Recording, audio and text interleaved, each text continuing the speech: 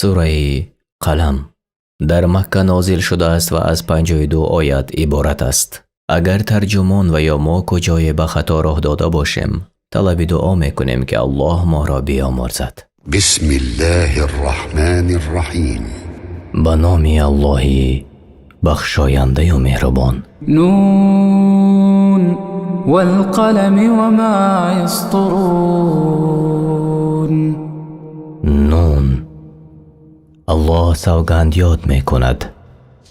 سوگند به قلم و آنچه می نویسند. فرشتگان و آدمان از خیر و نفع و علمها. ما انت بنعمت ربک بمجنون. که تو ای رسول به فضل پروردگارت که پیامبری و رسالت را بر تو ارزانی نموده است دیوانه نیستی. و این لک لاجرا غیر ممنون. بیگمان برای تو ای رسول آنچه از سختی ها کشیده ای بر تبلیغ رسالت مکافات پایان ناپذیر است. و اینک لعلی خلق عظیم. و هر آینه تو ای رسول بر خلق عظیم هستی، یعنی و یقینا تو اخلاق بسیار نکو و والای داری. فستبصر و یبصرون. بزودی ای رسول میبینی و آن کافران نیز میبینند. بأیکم المفتون. این ربک هو اعلم بمن ضل عن سبیله و هو اعلم بالمهتدین. که دیوانگی در کدام یکی از شماست. البته پروردگاری تو بهتر میداند چه کسی بدبخت است و از راه هدایت او گمراه شده است و او به پرهیزگاران راه یافتگان یعنی به دین حق داناتر است. فلا تطع المكذبین. پس ای رسول بر دین خود استوار باش و به دروغ شمارندگان اطاعت نکن. ودوا لو تدهن فیدهنون. تمنا و دوست دارند که با آنها نرمی کنی تا برای تو نرمی کنند. ولا تطع كل حلاف مهین. و ای رسول از هر فرامایه یعنی پسته که بسیار سوگند میخورد پیروی نکن. هماز مشاء بنمیم. عیب جایی که برای سخنچینی اینجا و آنجا می رود و میان آنها فساد می آرد. مناع للخیر معتد اثیم. بازدارنده از خیر که بر خیر کردن مال بخیل است.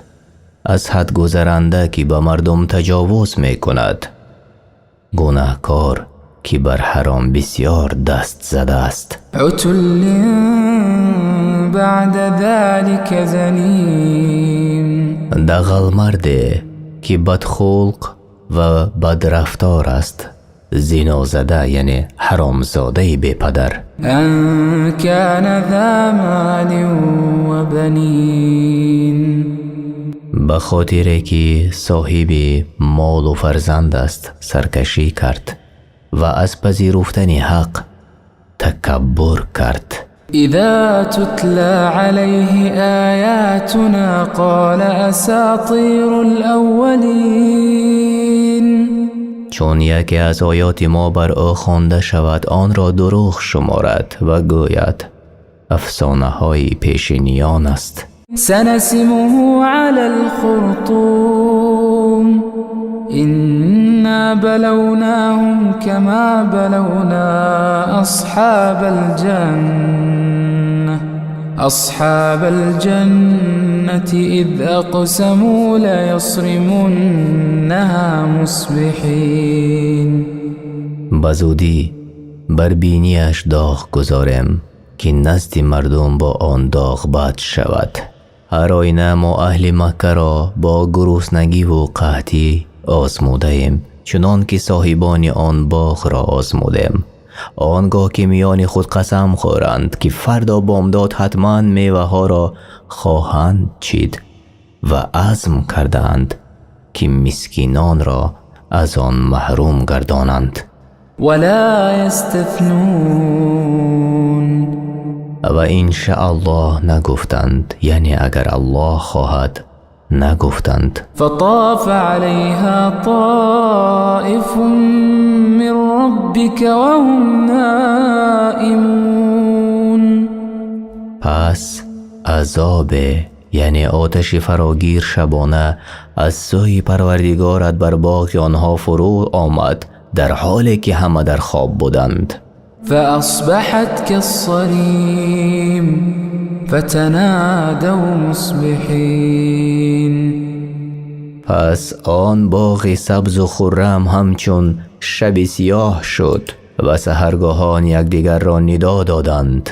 أن اغدوا على حرثكم إن كنتم صارمين. اگر می خواهید میوه بچینید بامدادان به کشتزار خود بروید. فانطلقوا وهم يتخافتون ألا يدخلنها اليوم عليكم مسكين. سپس به راه افتادند و آهسته به هم دیگر سخن می گفتند که امروز نباید مسکین به باغ شما درآید. وغدوا على حرد قادرين فلما رأوها قالوا إنا لضالون. و صبحگاهان زود توانمند یعنی به خاطر منع بینوایان به آن باغ رسیدند که خود را بر چیدن میوه و منع بینوایان توانا می دیدند. چون باغ خود را دیدند گفتند راه را گم کردیم. پس آن هنگام دانستند که آن باغ آنهاست. گفتند بل نحن محرومون. قال أوسطهم ألم أقل لكم لولا تسبحون. بلکه ما از حاصل محروم شده ایم به سبب بخلی که از ما سر زد. یکی از بهترین آنها گفت آیا به شما نگفتم چرا شکر و تسبیح الله را نمی گویید و انشاء الله نگفتید؟ قالوا سبحانك ربنا إنا كنا ظالمين. بعد از آن که به راه حق برگشتند گفتند پاک است پروردگار ما از ظلمی که به ما رسیده است، بلکه هر آینه ما بر نفس خود و قصد بدمان ستمکار بوده ایم. فأقبل بعضهم على بعض يتلاومون قالوا يا ويلنا إنا كنا طاغين. پس به خاطر انشاءالله نگفتنشان و قصد بدشان آنگاه ملامت کنان به یکدیگر را آوردند. گفتند وای بر ما، هر آینه ما مردمی سرکش بوده ایم که بینوایان را منع کردیم و مخالفت امر الله برآمدیم. عسى ربنا أن يبدلنا خيرا منها إنا إلى ربنا راغبون. باشد که به سبب توبه و اقرار گناه خود پروردگار ما در عوض چیز بهتر از آن باغ ما را دهد. هر آینه ما به پروردگار خود رای آورده ایم. كذلك العذاب ولعذاب الآخرة أكبر لو كانوا يعلمون إن للمتقين عند ربهم جنات النعيم. این چنین است عذاب مانند عذابی که صاحبان آن باغ را مبتلا کردیم. همین گونه عذاب ما در دنیا برای کسی است که امر الله را مخالفت می کند و از خیر کردن مال بخیلی می نماید و اگر بداند عذاب آخرت بزرگتر است، البته از هر سببی که موجب عذاب است خود را برطرف می ساختند. هر آینه برای پرهیزگاران، آنان که از عذاب الله ترسیدند، با انجام دادن امرهایش و ترک نمودن من کرده هایش در نزد پروردگارشان باغ‌هایی است پر نعمت و بردوام. افنجعل المسلمین كالمجرمین ما لكم کیف تحکمون. آیا پس ما مسلمانان را همچون گناهکاران قرار می دهیم؟ شما را چی شده است؟ چگونه داوری می کنید پس هر دو گروه را در جزا برابر خواهیم کرد؟ هیچگاه. ام لكم کتاب فیه تدرسون ان لكم فیه لما تخیرون. آیا شما را کتاب است از آسمان نازل شده که از آن می خواند و درس می گیرید که فرمان بردار مانند گناهکار است و به تحقیق در آن کتاب آنچه را انتخاب کنید برای شما نوشته شده است؟ هرگز چنین نیست. ام لكم ایمان علینا بالغة الى یوم القیامة ان لكم لما تحكمون سلهم ایهم بذلك زعیم.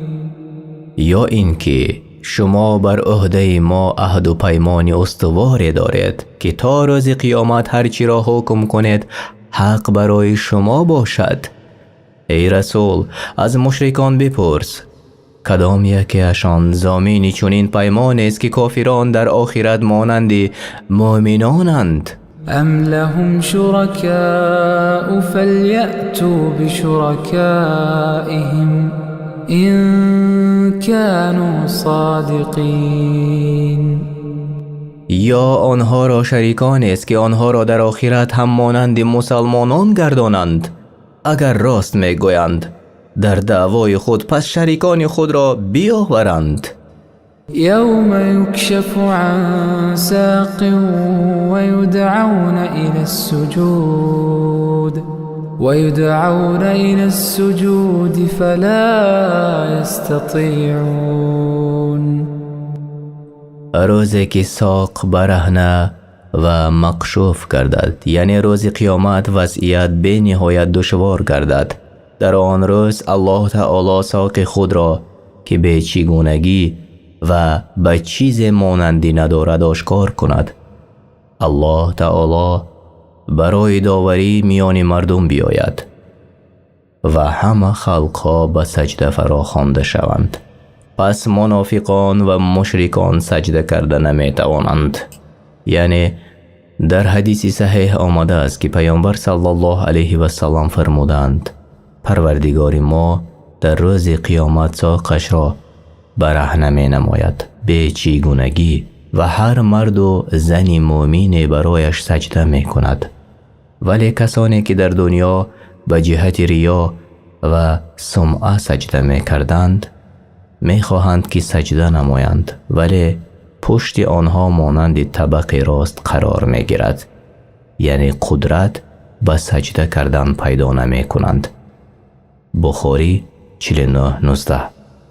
خاشعة أبصارهم ترهقهم ذلة وقد كانوا يدعون إلى السجود وهم سالمون.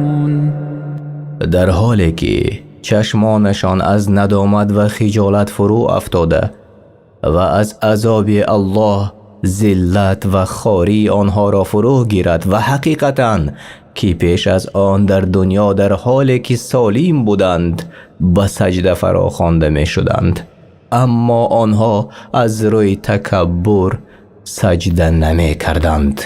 فذرني ومن يكذب بهذا الحديث سنستدرجهم من حيث لا يعلمون وأملي لهم إن كيدي متين.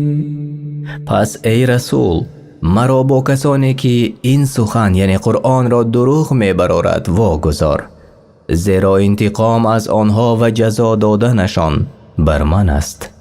ما آنها را بزودی از آن جایی که نمیدانند اندک اندک به عذاب خواهیم گرفت، یعنی آنها را با مال و فرزندان و نعمتها زیاد خواهیم کرد و آنها پندارند که این برایشان انعام است، ولی عاقبت آن را فکر نمی کنند که این سبب هلاکی آنهاست. و املی لهم این کیدی متین. و به آنها مهلت دهم و عمرشان را دراز کنم تا گناه را زیاد کنند. البته تدبیر من تدبیر استوار است و کسی از آن رهایی ندارد. ام تسألهم اجرا فهم من مغرم مثقلون ام عندهم الغیب فهم یکتبون. ای رسول، یا از مشرکان در عوض رسالت مزد می طلبی؟ پس توانی آن برایشان گرانبار است و آنها از ادای آن در رنجند. یا در ترجمه دیگر، یا از آنان مزد طلبیده‌ای و اکنون از ادای آن در رنجند، یا علم غیب نزد آنهاست پس آنها از روی آن می نویسند آنچه را که می گویند. فاصبر لحکم ربک ولا تکن كصاحب الحوت اذ نادى وهو مکظوم. پس ای رسول، برای فرمان و حکم پروردگارت صبر کن و مانند صاحب ماهی یعنی یونس ابن متی علیه السلام مباش که در دعوت قومش صبر نکرد و چون سرشار از غم و اندوه بود الله را ندا کرد. لولا ان تدارکه نعمت من ربه لنبذ بالعراء وهو مذموم. اگر نعمت و رحمت یعنی مراد از آن نعمت توفیق دادن یونس علیه السلام برای توبه بود از سوی پروردگارش او را در نمی یافت، یقینا از شکم ماهی به صحرای بی آب و علف پرتافته می شد در حالی که او بدحال بود. یعنی اگر نعمت پروردگارش نبود در عین بدحالی به صحرای بی آب و گیاه می افتاد. فاجتباه ربه فجعله من الصالحین. پس پروردگارش او را برای رسالتش اختیار کرد و او را از زمره صالحان قرار داد که نیت، اعمال و اقوالشان شایسته و درست است. و این یکاد الذین کفروا لیزلقونک بابصارهم لما سمعوا الذکر و یقولون انه لمجنون. و کافران چون قرآن را شنیدند نزدیک بود که از سبب بد دیدنشان تو را با چشمان خود بلغشانند و از روی حسد می گویند که قطعاً او دیوانه است. و ما هو الا ذکر للعالمین. و حال آن که قرآن برای جهانیان از انس و جن فقط پنده است. سوره قلم در مکه نازل شده است و از 52 آیت عبارت است. اگر ترجمان و یا ما کجای به خطا راه داده باشیم طلب دعا میکنیم که الله ما را بیامرزد.